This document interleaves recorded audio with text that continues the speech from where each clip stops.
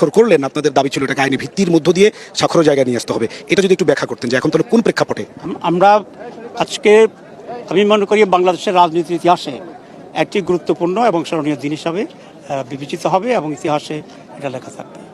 কারণ দীর্ঘ 54 বছরের রাজনীতির যে চরিত্র ছিল, আমাদের এই সংস্কার প্রস্তাবের ভিতরে একটি ব্যাপক পজিটিভ পরিবর্তন এখানে আসবে। যেমন একজন ব্যক্তি প্রধানমন্ত্রী এবং দলের প্রধান হতে পারবে না, তাহলে সে আর স্বেচ্ছাচারিতার সুযোগটা পাবে না।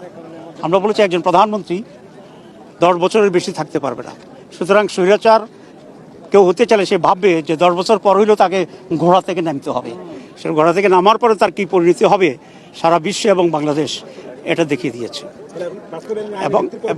এবং আমরা মনে করি যে এটা ঐকমত্য কমিশনের দায়িত্ব ছিল একটা কনসেনসাস তৈরি করা। তারা এটা করেছে এবং আমরা তাদেরকে সহযোগিতা করেছি, আমরা একমত হয়েছি। বাকি যে দিকটি সেটা হচ্ছে সরকারের দায়িত্বটা বাস্তবায়নের জন্য। কিন্তু সেখানে ঐকমত্য কমিশন আমাদেরকে আশ্বস্ত করেছে যে গণভোটের মাধ্যমেই এই বিষয়টি বাস্তবায়িত হবে, আইনি ভিত্তি পাবে। 2, তারা বলেছে যে একটা প্যাকেজেই সমস্ত সংস্কারকে এক জায়গায় নিয়ে এটার উপরে গণভোট হবে। সুতরাং একটা প্যাকেজে যখন হবে তখন যে সমস্ত বিষয় আমাদের ন্যাশনাল কনসেনসাস কমিটির মিটিংয়ে আমরা সকলে মিলে কোথাও 2/3, কোথাও মেজরিটি, কোথাও অ্যাবসলিউট কনসেনসাস মিলে আমরা পাশ করেছি এবং ওই সমস্ত বিষয়ের উপরেই গণভোট হবে। একটি প্রশ্ন বিভ্রান্ত করার জন্যে ময়দানে ছড়িয়ে দিয়েছে যে যেগুলো নোট অফ ডিসেন্ট আছে সেগুলোর উপরে আবার গণভোট হবে। নোট অফ ডিসেন্ট হচ্ছে একটা দলের বা দুইটা দলের তার নিজস্ব কথা। নোট অফ ডিসেন্ট মানেই হচ্ছে একটা সিদ্ধান্ত হয়েছে, তার প্রতিবাদ তারা করছে, তাহলে সিদ্ধান্তটা তো আগে।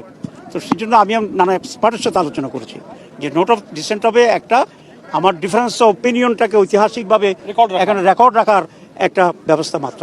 ইট হ্যাজ নো ডিসিসিভ ভ্যালু। সুতরাং এখানে বিভ্রান্তি ছড়ানো হচ্ছে, কিন্তু ultimately lawfully, legally, morally, naturally এটার কোনো ভ্যালু এখানে থাকবে না।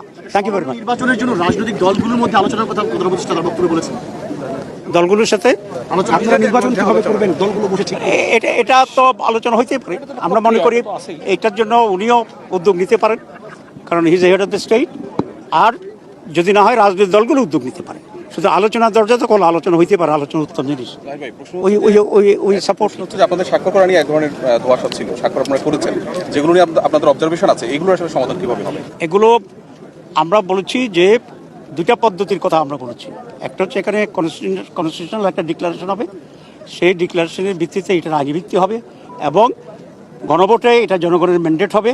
আর পার্লামেন্ট যখন হবে তখন এটা রেটিফিকেশন হবে from in the parliament. So this is the process, এটা হতে থাকবে। এখানে আমাদের যে অবজারভেশন আছে আমরা সেগুলোকে জনগণের কাছে তুলে ধরবো এবং আমাদের নিজস্ব